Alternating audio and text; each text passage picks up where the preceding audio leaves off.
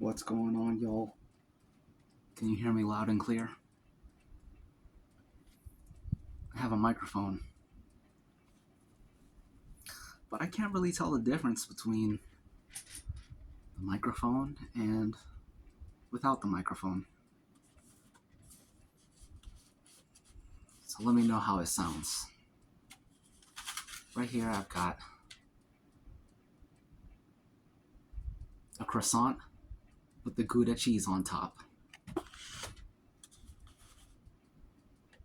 See? It's a croissant. I'm not lying to you.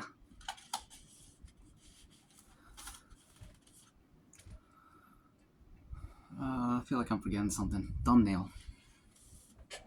This is the thumbnail. Actually,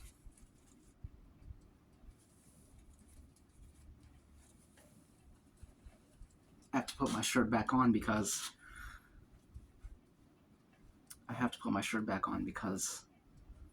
it's the only thing that will hold the microphone.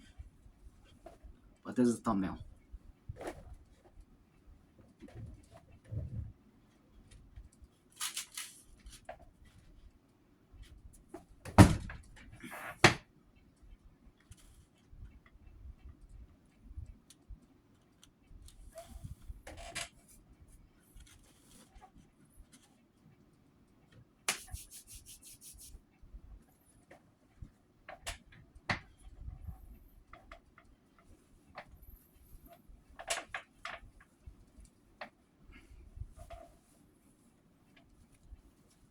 As you can see, I'm a little bit fatter, but it's okay.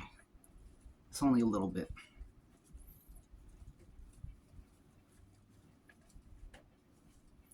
Anyways, let's have some of this.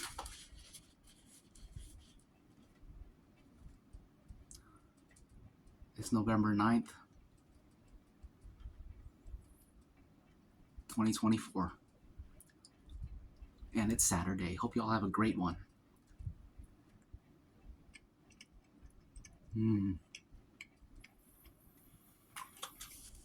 The great thing about croissants, in my opinion,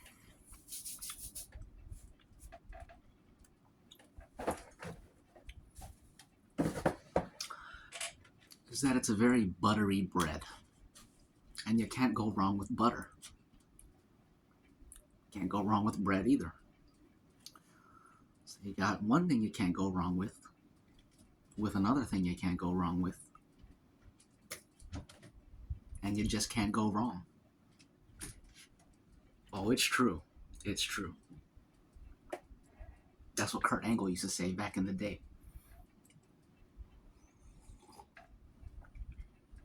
That was his catchphrase. He'd go into a long rant and be like, oh, it's true. It's true. It's pretty catchy. Pretty dang catchy, if you ask me. I've watched a ton of movies since the last time we spoke. Thanks for stopping by again. Thanks for sticking with me. Just been a little bit busy. Taking a little break at the same time. Let's see what movies I watched. I watched the Warcraft movie. And that... when did that come out? Oh gosh, I gotta look it up. I hate looking stuff up. Warcraft? It came out in 2016.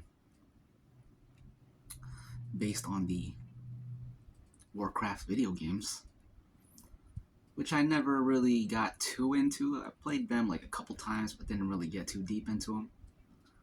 But dang, that was a freaking great movie. And it's got Travis Fimmel, aka Ragnar Lothbrok, if you ever watched the Vikings.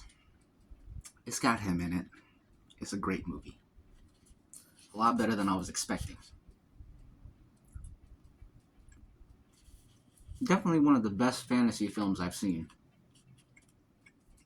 It's right up there. Get great costumes, great sets, great world building, which I'm glad they got the world right, because when you got a a full game with a full lore at your disposal. There's no excuse for getting it wrong. But they be getting Star Wars wrong, they be getting Lord of the Rings wrong and all that. Rings of Power, all the Star Wars spin-offs. And it's inexcusable.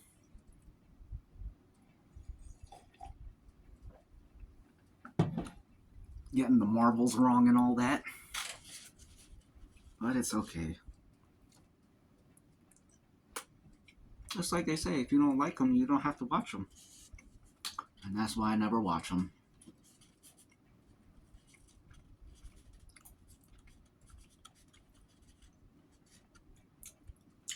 Anyways, what other movies did I see?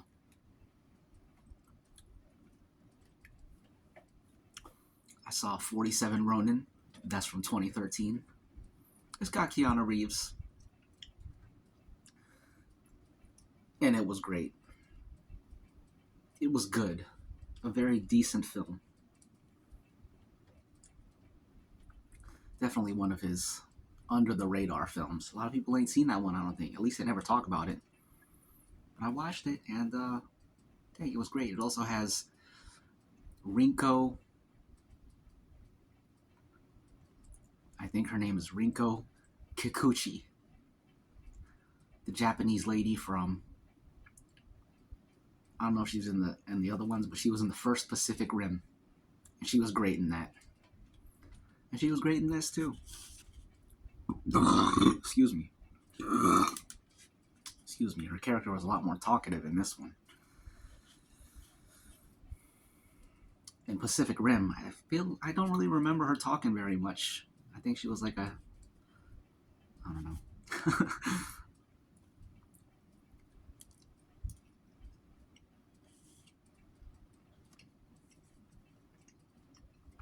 In that movie, if I remember correctly, she was like... I don't want to get it wrong.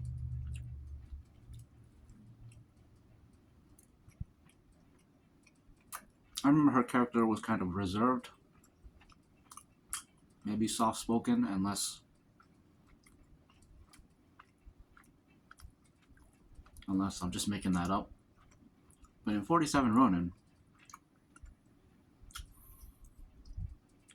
she was a witch and a villain and an enchantress, a seductress. And she killed that role. Unrecognizable from Pacific Rim. Which is always great to see. An actor with versatility. Versatility. Let me make sure this is on. It's on.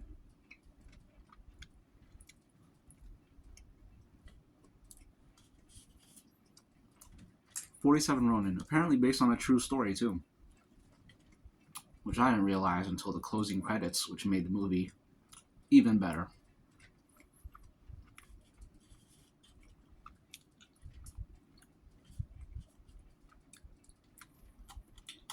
That whole samurai killing yourself thing for dishonor, that's extremely lame, man. Extremely lame. Well, it depends on the context. But even without the context, I think it's still pretty lame. Especially after this movie. Even other movies too, when they do it. It's like, it was so unnecessary. What a waste of a person.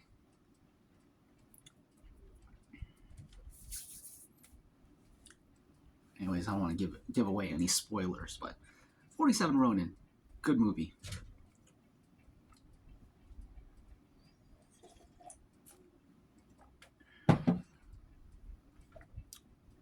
I also watched The Revenant from 2015 with the man Leonardo DiCaprio. And it also has Tom Hardy and a few other familiar faces. But that was a good movie too. Not one of his best. I think it was kind of overrated. I remember there was a big hype around it when it came out, but it was still a very good movie. I enjoyed it. It was a different kind of movie, very much in the vein of, excuse me, Dances with Wolves, I guess. That kind of pacing. But good. It was a good movie.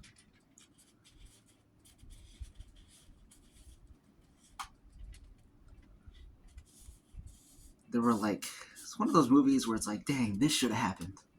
They should have made this happen instead of that. But the good thing is, when you can see the, when you think about the choices made and why they were made, and just think about in your head why they were made, it's like, okay, that makes sense. That didn't happen because that would be unrealistic. So they went with what was more realistic because it's one of those movies. And I'm just like, all right, that makes sense. And nobody had to tell me that. I just reasoned it out in my head. I'm trying to say stuff without spoiling it.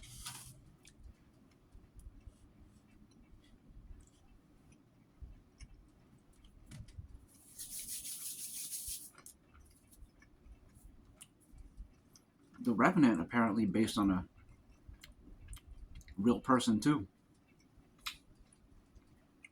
The real story was better and worse at the same time. The real story probably had worse hardships, but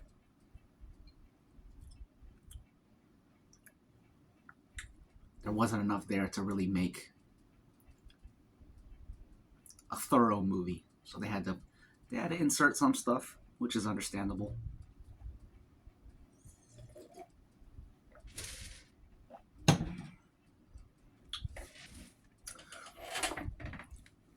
And it's a period piece from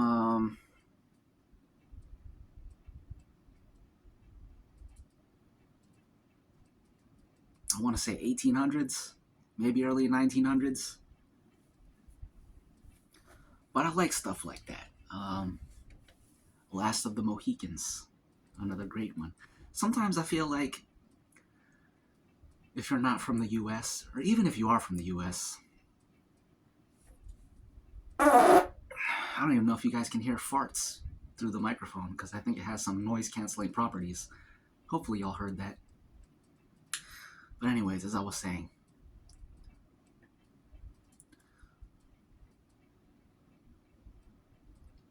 some movies like Last of the Mohicans, The Revenant, Dances with Wolves, a bunch of them, when they go back to way back in the back of the days of the United States, I feel like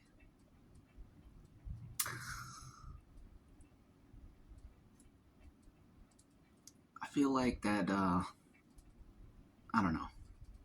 I feel like you don't appreciate it as much if you're not already kind of into it.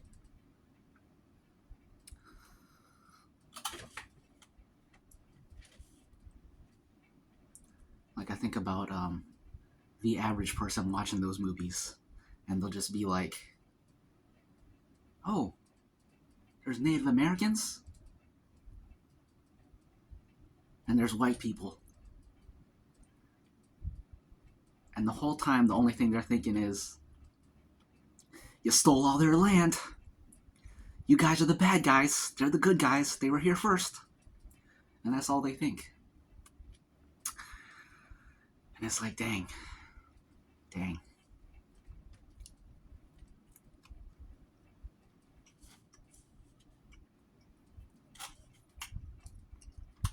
The name of the channel is 757 History.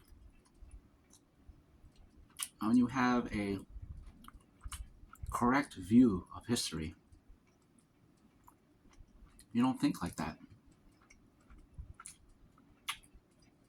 You just don't think like that.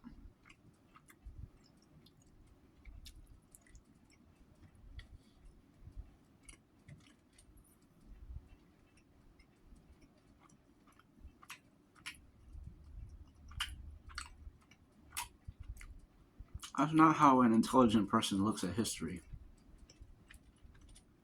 I'm gonna leave it at that because we can go down a rabbit hole.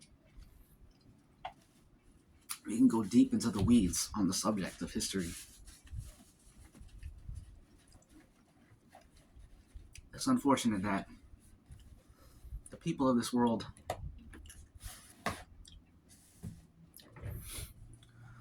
they weren't educated properly. And so many of them are, well, never mind. The next movie. Have you guys seen K-19, The Widowmaker from 2002? Another great film based on a true story. And this one got Harrison Ford, the man himself, Harrison Ford, Han Solo, Deckard was his name? I don't know, whatever his character's name was in Blade Runner. The president from Air Force One, the doctor from The Fugitive, the man himself, Harrison Ford. And if you haven't seen those other movies, check those out too. The Fugitive, I believe that's 1994. Maybe not, I don't know. Air Force One. Oh, how did I forget? The Indiana Joneses. Just the trilogy, don't worry about the other ones. But yeah, it's got Harrison Ford, and it's got Liam Neeson. You guys know Liam Neeson, that's the man. The man from Taken. Ra's al Ghul from the Nolan Batman trilogy. The Leonardo DiCaprio's dad in Gangs of New York.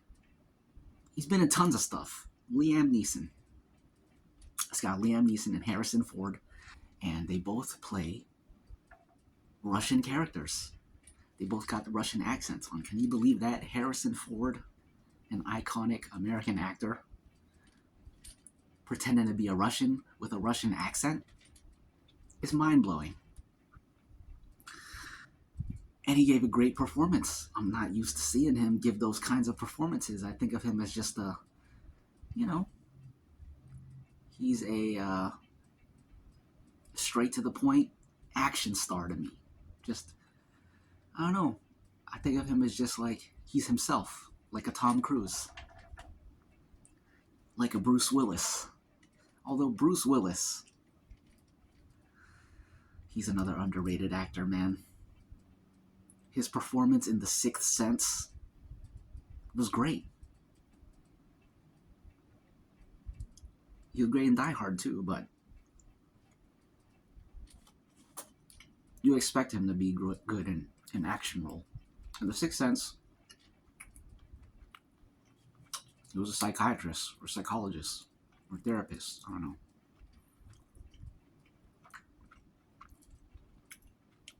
It was a dramatic role, and he killed it.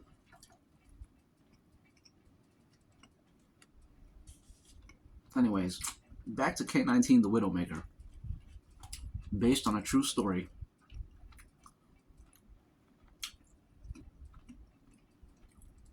It's about during the Cold War between the US and Russia.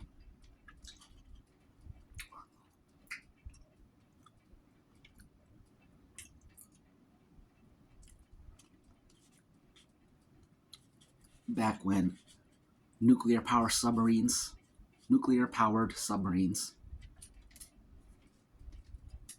was still a new thing, I guess. And it's about a Russian submarine with nuclear reactors inside.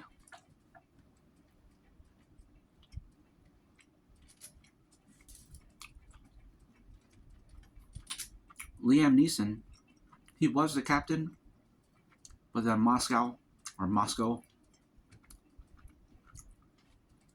they brought in Harrison Ford to be the captain instead. And then Liam Neeson was dropped down to second in command. Whatever that title is. The executive officer, I think. EXO. So there's already that little bit of tension. Because this guy, Liam Neeson, used to be the captain, and now he's answering to someone else who's the new captain. But you know, it's the military, they're professionals. So they have a cordial relationship, albeit with this tension underneath. And they got two different styles of command. Harrison Ford is the stern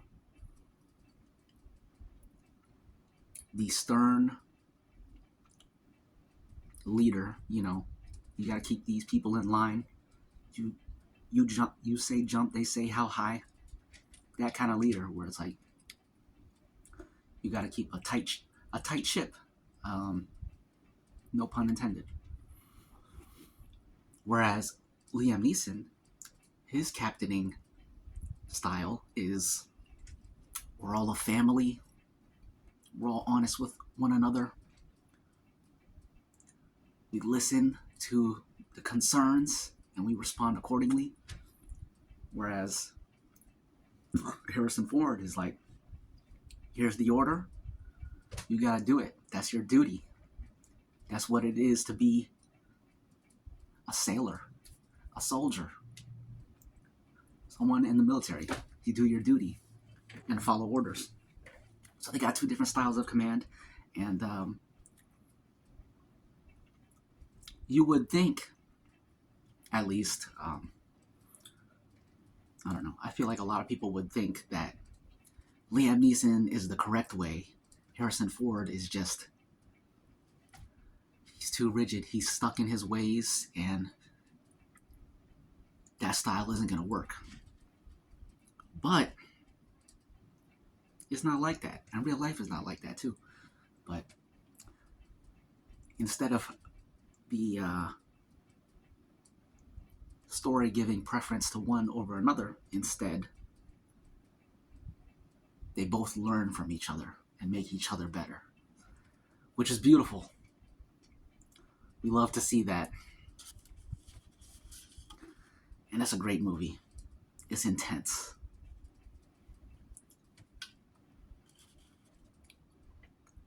And based on a true story. Good movie, man. Good movie.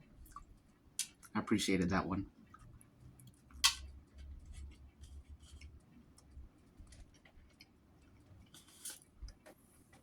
What else did I watch?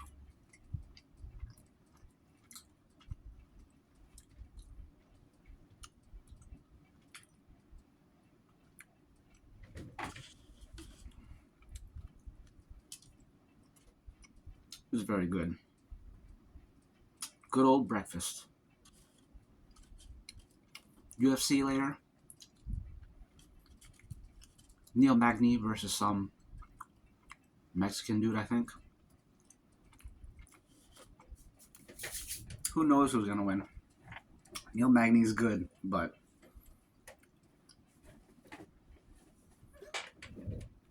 he might be getting a little up there.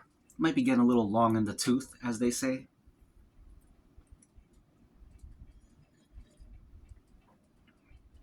His time in the sun may be coming to an end, as they say. He may be in the twilight of his career, as they say. Anyways, I also rewatched Kingdom of Heaven, which I haven't seen in over a decade and a half. I remembered almost nothing about it. I don't think I could have really appreciated it back then, but I appreciated it a lot this time around. That one is about the Crusades. It also has Liam Neeson. It's got Orlando Bloom. Will from Pirates of the Caribbean. Legolas from Lord of the Rings. I forget his character's name in Troy, but he was in Troy too. I've seen Troy like maybe twice, and I still remember almost nothing about it. I feel like that movie just was not good. The only good parts of the movie was Brad Pitt fighting with his fight with Eric Bana, who played the Incredible Hulk. Whatever happened to him? And his fight with the other dude. You guys know the one where he sprints up, jumps off to the side, and stabs him in the back of the neck. Those are the only two good scenes in the movie, and the only two scenes that I remember from the movie. Anyways, Kingdom of Heaven. It was a good movie, but it could have been so much better.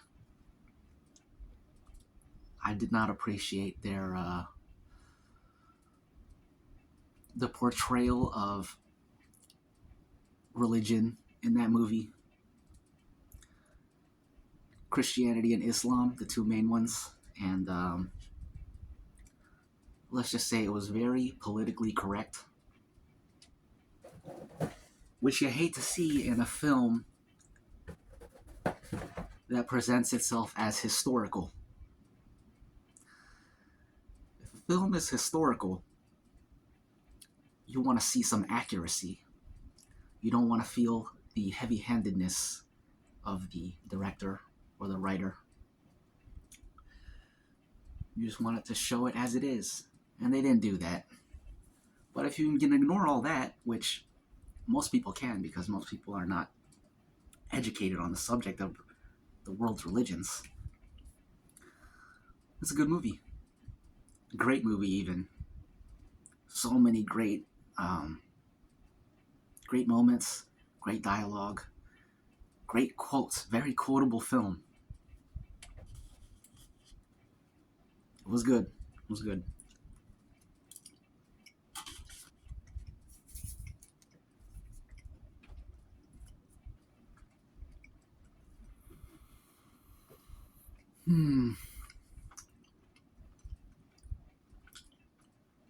What year did that come out? 2004?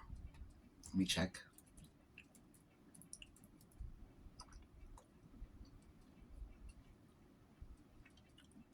2005. I was close.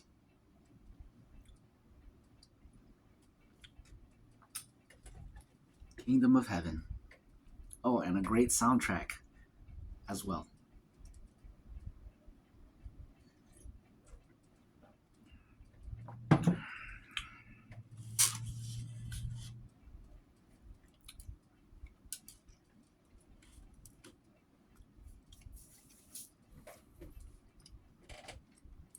I also watched The 13th Warrior from 1999.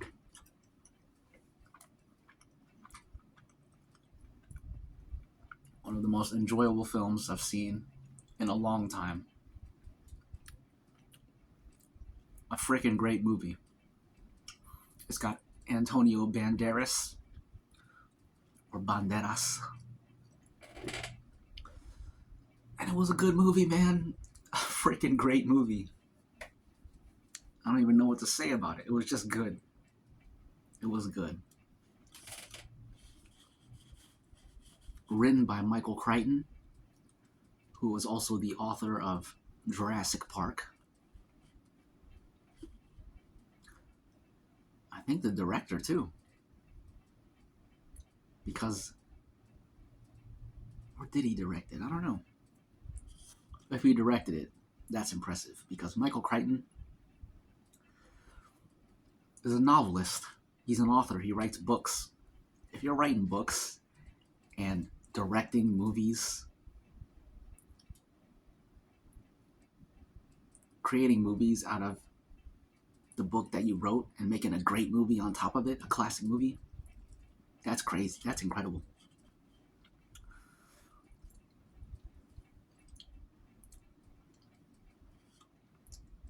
Also, directing a movie and starring in a movie. That's also incredible. Mel Gibson did that with Braveheart. He was the director and the star. And it was a classic.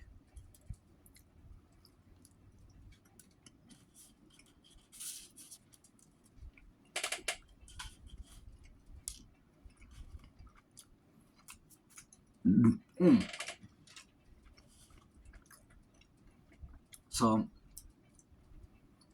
13th Warrior, they got religion. Their handling of religion in that movie was absolutely perfect. It was perfect, man. Way different from Kingdom of Heaven. They did everything right with this movie. Antonio Banderas, he's in real life, he's Hispanic. I believe he's Mexican. Let me look it up real quick. Because I feel like, out of respect for the guy, I want to get that right.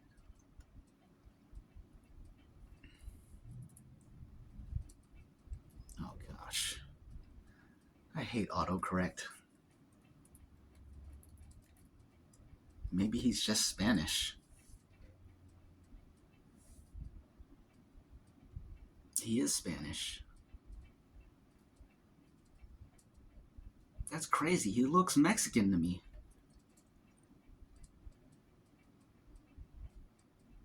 I guess it makes sense. I do remember him in this one old Spanish movie. Anyways, he's a Spanish man in real life, but he plays an Arab in this movie and a Muslim. And some stuff happens that makes him end up all the way up north in, I don't know where, some place with Vikings. So wherever that is, Norway and the surrounding areas, I don't know, somewhere up there. But he finds himself rolling with the Vikings. They got their Norse religion. He has Islam.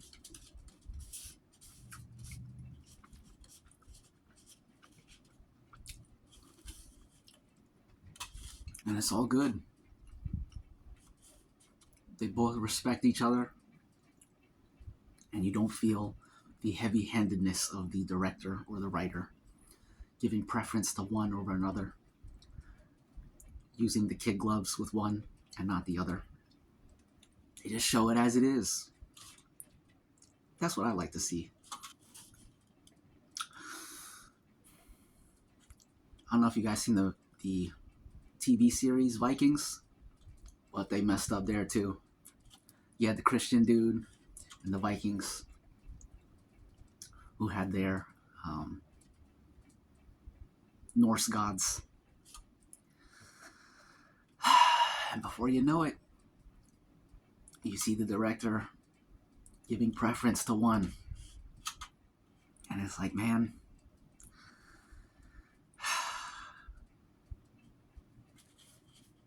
the problem with that is it's only going to please people who share your view. So you can't inject your own view into it. You just got to show it as it is. That way, everyone can dig it.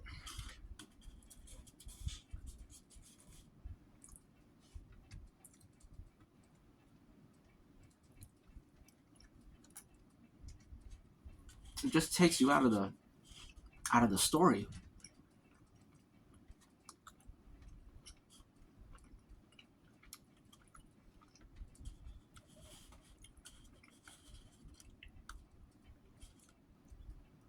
But yeah, watch that movie, The 13th Warrior. I've heard about it for a long time.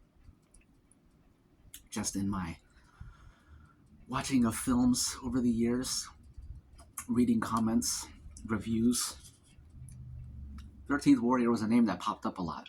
It's like, oh, was this scene reminded me of the 13th Warrior? Was this inspired by the 13th Warrior?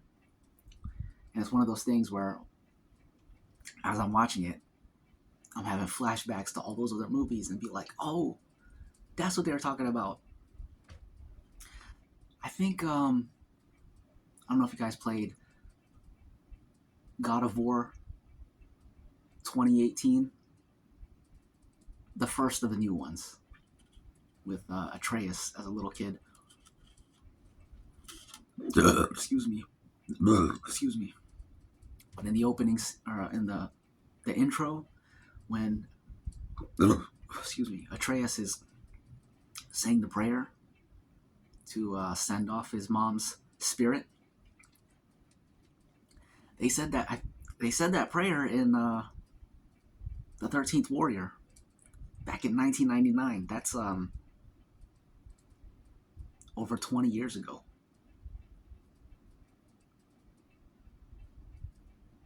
Yeah. If God of War was 2018, 1999, that's like 21 years. Wait, no, 19 years. But basically 20 years.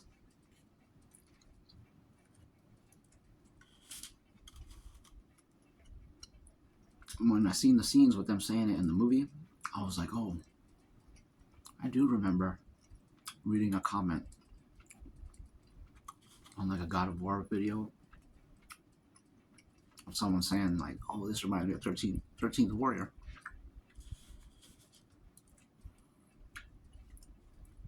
But man, what a great film. They need to make more movies like that.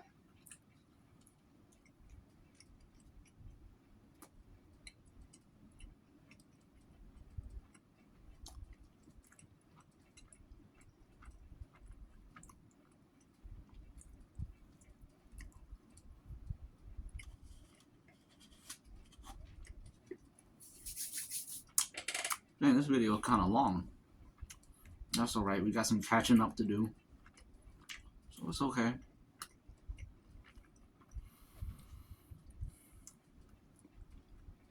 A movie I was gonna watch, but decided not to.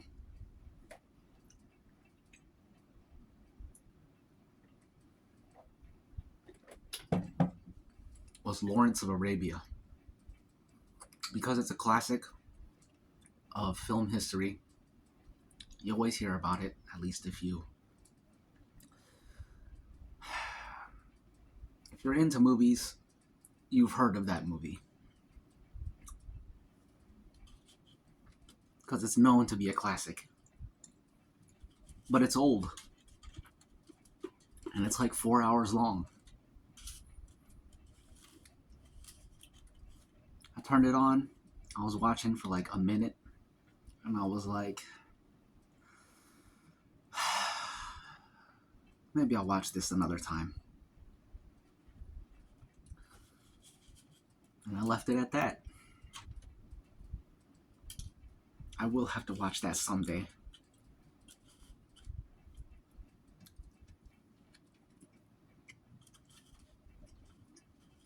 I tried watching,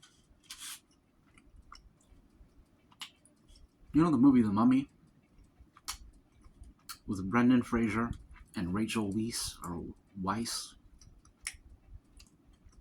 That's a classic. But they made another one, like a reboot with Tom Cruise, I think in 2017. I'm not going to look it up. But I tried watching the reboot. I watched like 35 minutes of it. And I couldn't finish it. It was just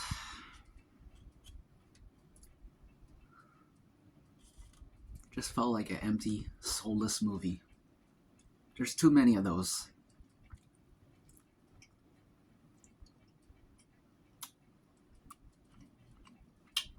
A movie's gotta have some soul to it. Otherwise, what's the point?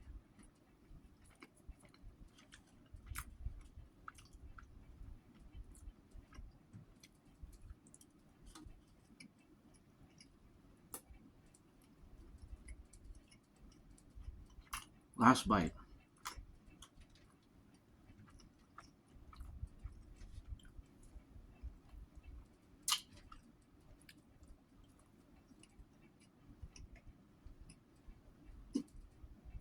I should have offered it to you. Sorry. I apologize.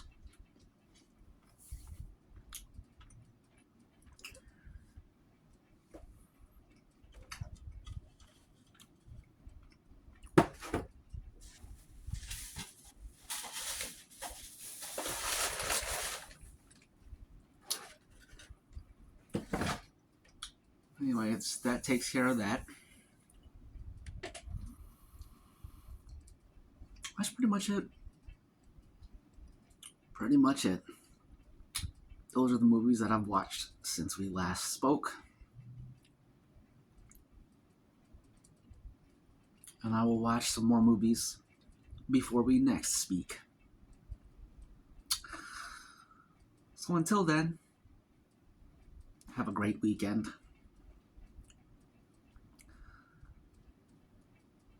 Thanks for stopping by.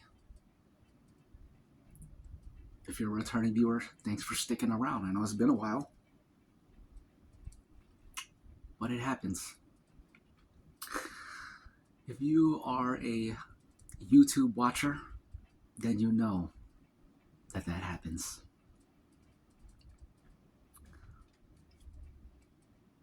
And that's pretty much it.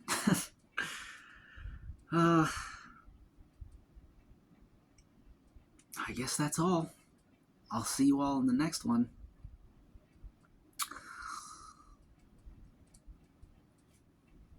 Take care.